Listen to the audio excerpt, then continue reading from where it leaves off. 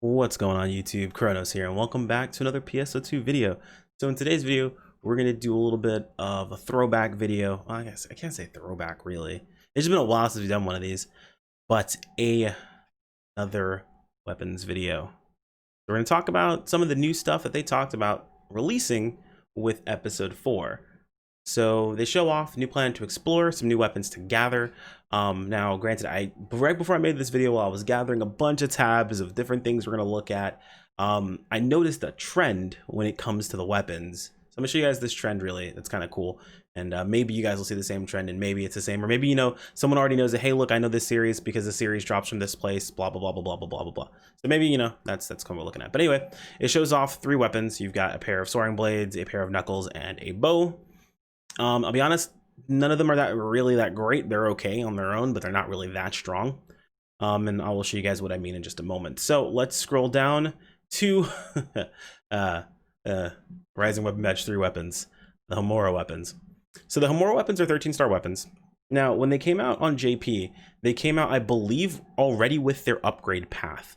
The weapons themselves, I believe, were a part of an event originally, which you got badges for, and they moved them into the badge shop, which you could still get badges for, and then you could also farm out what you needed for the weapons themselves from like the quest that was up at the time. You'll have to forgive me, it's been a very, very long time since I've done anything with Homura weapons. I want to say like 4 of these weapons. This was when I was playing DB only bouncer on JP, and making a rainbow palette was pretty normal for bouncers back then. It was a pain, but very strong. Anyway, I made a bunch of these weapons. So Homura weapons on their own, they're okay. Like I mentioned in my previous video, they are not going to be stronger than your nemesis weapons. They are going to be really good intros before you get them, right? So this is going to be a solid weapon to pick up, even if you already have your weapon, because the upgraded version of this weapon could also be very, very good. Specifically for classes that don't have a ridiculously strong 14-star. So classes like Bouncer, where you've got the Jupiter Tullus, or classes like, say, for example, Techer, where you have Lavis Cannon, they have a really, really strong 14-star. So that slot of the best option for them is already kind of taken, depending upon the, I believe it also depends on the versions of the potentials that we're going to have available for us. But regardless, they have a really, really strong 14 slot. For classes that don't really have a strong 14-star, I'm looking mostly at, like, say, I want to think Ranger is one of those options. I don't remember how strong the 14-star rod was for force. So these are just kind of some weapons I'm trying to throw out there. But these options are actually ridiculously powerful, and I'm going to show you why. So they announced, yep, Rising Weapon Badge 3s, good intro, not a bad weapon to pick up. So we're actually going to jump over to the JP version of the site. I actually did comparisons between the Visiphone website itself and the actual Swiki. It is correct of what we're looking at. It does have accurate information. I wanted to compare it, but to be honest, the Visiphone website does just have a cleaner UI interface, since it's not translating things. It's already translated, showing the JP and the NA. I'm sorry, the English and the Japanese text for both of them. So I'm just going to go with this website itself. If you'd like, you can always go over to the Swiki. I'm going to link those in the video description as well. You're more than welcome to check it out from there. But I'm going to head over to here, since it already has translations for us and it looks a lot cleaner. So the weapons we'll be looking at are, first off, the Mantis. So the Mantis is all right. Not exactly fantastic. Its potential is just going to be increasing critical power by 10% and damage to weak points by 6%. It doesn't have a lot of base damage, and for some reason, the special ability factor is shoot 5. Not sure what they were going for with that. I believe this might actually be wrong. Let me double check that. That might be the one thing that is incorrect in this listing. So let me double check. I just said, hey, look, this is fine, and then all of a sudden I'm like, wait, that doesn't seem right. So I believe that's the one, right? Yeah, okay. Mantis. Shoot 5 seems like a terrible. No, that's it. It is definitely shoot 5. Okay, that's just dumb. It's got a terrible special ability factor for some reason. I'm sure there's a reason behind it, but I think it's stupid. Let me go ahead and go back over here. Anyway, it doesn't really have that much of that much going for it. It is just crit damage, meaning you have to have 100% crit for that extra 10% damage to actually mean the full 10%. Any lower than that, you're losing some damage, and we already have weapons that are going to give us more base stat as well as more damage. So kind of just like a whatever 13 star. It looks cool. It definitely has a good look. So if it's one of these weapons you want to transmog to, then yeah, that's actually a pretty cool weapon to choose from. So I'm going to show you guys really quick what I noticed about the series of these weapons, because there's 3 weapons they showed off, right? They showed off the knuckles. Let me go back to them. They showed off the knuckles, they showed off this bow, and they showed off the mantis. So if I go to where the mantis is on this list, so this is the upgraded version of the mantis that came later, but so if I go to the version of the mantis on this list, if you notice, it's right underneath the orbit weapon. Well, if I look over on the knuckles, again, there's the weapon, the orbit weapon. Look on our bows, weapon, orbit weapon. So I'm thinking maybe this is like a series that drop that they just kind of keep in the same line. So if you guys are looking at your own weapon series, you can check out the other versions of the wiki itself to check out. I mean, granted, I could just look at it right now, but what's the fun in that? You guys check it out on your own, see if there's anything there. There might not be anything there at all, so you know, who knows.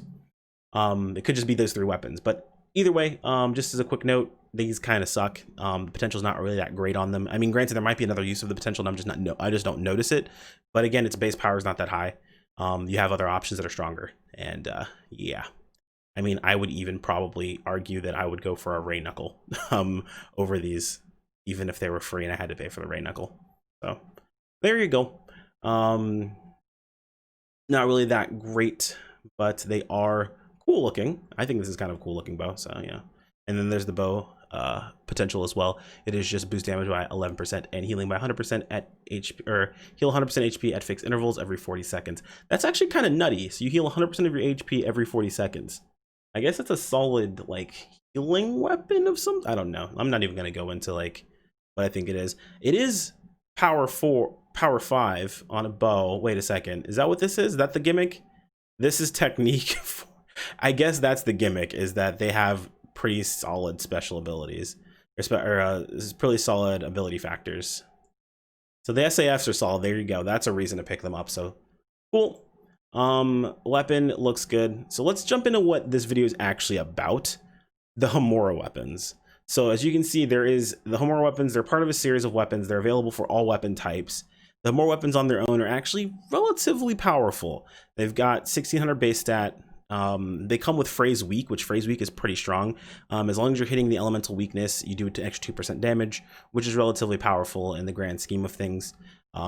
Especially when you're playing a class like Bouncer, where you want to be hitting the right elemental weakness at all times. Even more so with Jet Boots, where you can change your element and hit the proper elemental weakness at all times. Phrase Weak is very powerful. So there you go. Its actual potential is increase damage by 7% and increase an additional 7% damage when attacking the enemy's weak spot, or I'm sorry, when attacking the enemy's elemental weakness. So again, Jet Boots are gonna be really powerful here. Wands as well, so they can change elements. Very, very strong. I actually didn't look at what this would be. I'm curious of what the tact is like. So it's 3% when attacking the proper element. So that's kind of cool, right? So yeah, the tact's not too bad. Or the harmonizer. There is a wand for you summoners out there, but I mentioned that it's going to get really strong. So here's where things get kind of nutty. These weapons do upgrade into a 14-star variant. The 14-star variant has 2 paths that it can go for. Oh yeah, so here actually it shows. So this was a drop from Sky Park or Kuma Land, and you would exchange the 6th anniversary badges. It was 100 of them, or they just gave you a certificate to get one as well. So there you go. Which the certificate was just like a free weapon. It was kind of crazy. I believe it was also plus 30 by default. So that was kind of nice. But anyway, so Homura weapons, very powerful, right? Kind of nutty. So they upgrade into 14 stars. Into the Gurren or the Xian variant. So you got a cool red with flames. It kind of doesn't do it justice in this picture. It kind of looks like crap. Or you have this purple variant with flames as well. Now, are these stronger than the variants we have for Slave and Nemesis? Well, if we take a look, not exactly.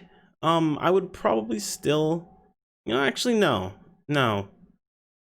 At the 14-star variant, yeah. Yeah, they're stronger than Enslavement Nemesis. You know what, I'm not even gonna argue that one. They're stronger because there's other things I'm not taking into account when I even think about these weapons. So Homura weapons are 14 stars. Their base stats are pretty high.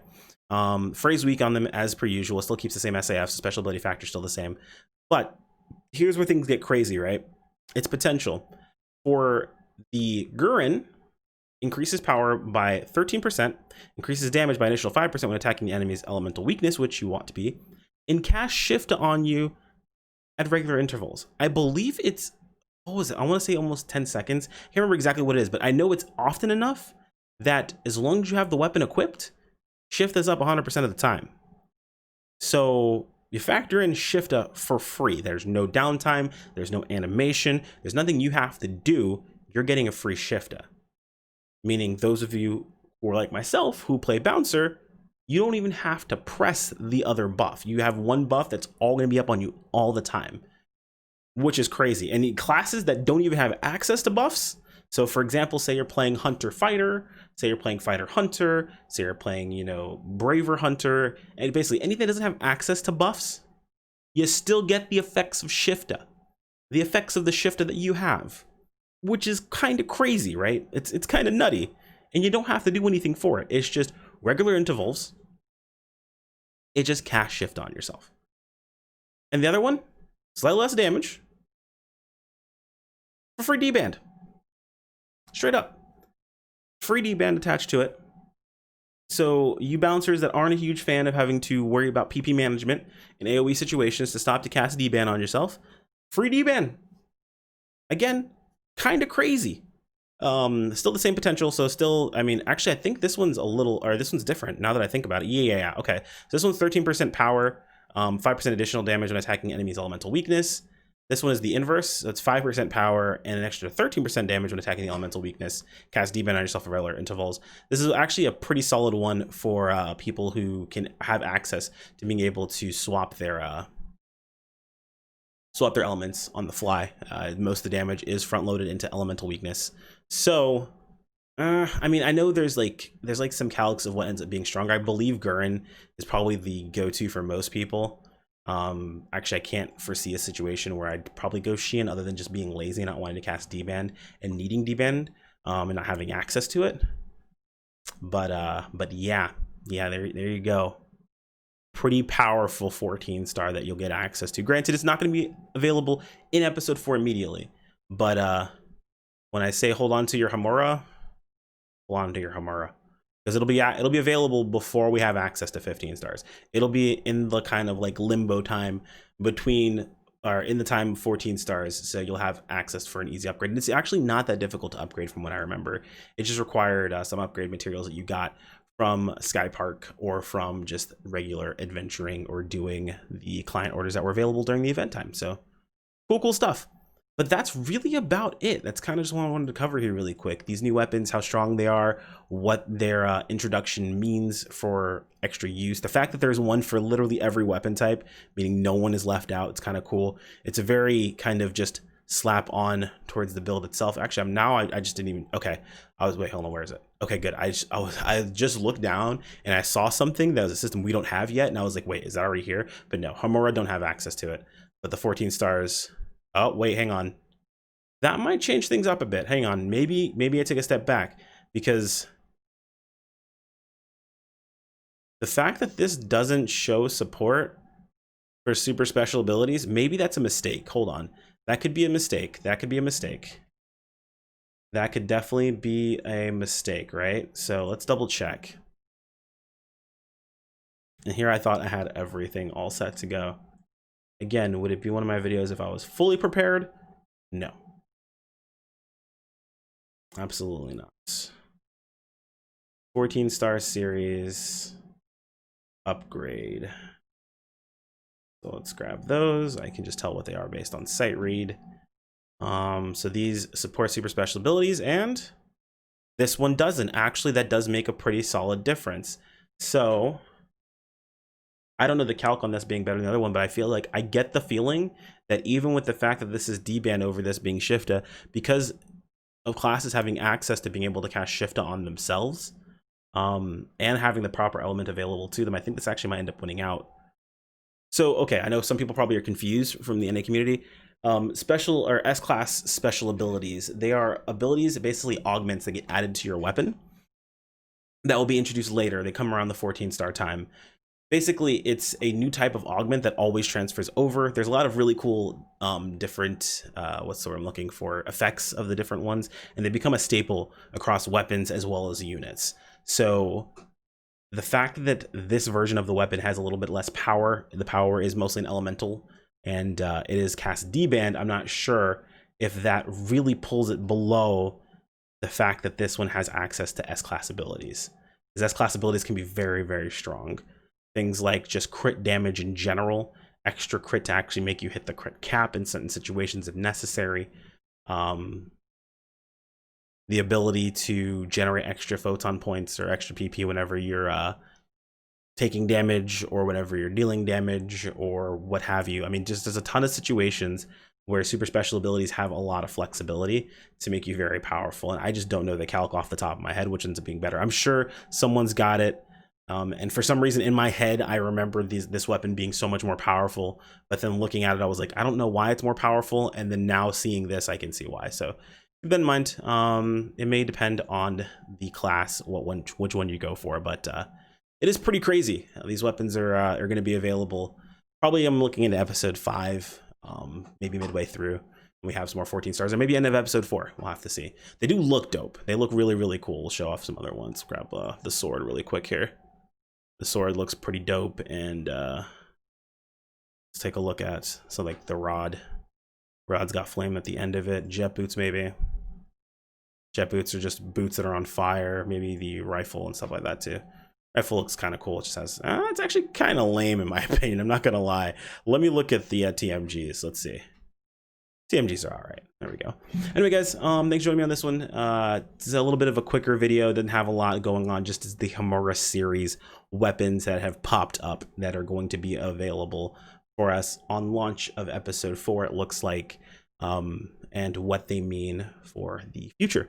Anyway, guys, if you have any questions, comments, concerns, any corrections, feel free to toss them in the comments. If I see them, I notice them, I can go ahead and heart them to bring them up to the top. That way everyone can see them and all that good stuff. And like, again, as always, much appreciated on the video itself. Absolve you half of your ad block guilt. The other half is absolved by subscribing, and both are completely free. Again, the bell notification does let you keep up not only with my videos, but my community posts, which is where I post whenever I'm streaming, if you are not following me on Twitter or are in the Discord itself. Thanks so much for watching, guys, and I'll see you on the next one. Take care. Peace out.